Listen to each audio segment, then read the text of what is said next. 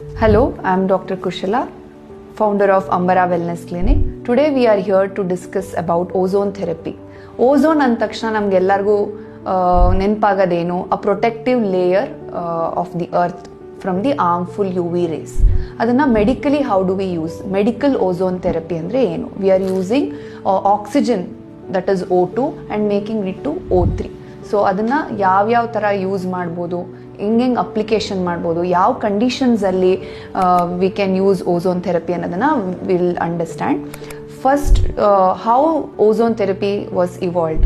The history of ozone therapy starts from 20th century. It was used as an antiseptic agent for conditions like asthma ಆಗಿರಲಿ, hay fever, diabetes, ಈ ಥರ ಕಂಡೀಷನ್ಸ್ಗೆ antiseptic measure ಆಗಿ use ಮಾಡಿ lot of satisfactory results ಕೂಡ ಬಂದಿದೆ.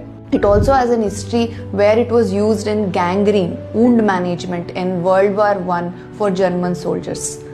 ಇದರ ಜೊತೆಗೆ in India there are almost 430 doctors who are practicing ozone therapy from big cities to small villages, and Ambara is one among the ozone therapy practicing center.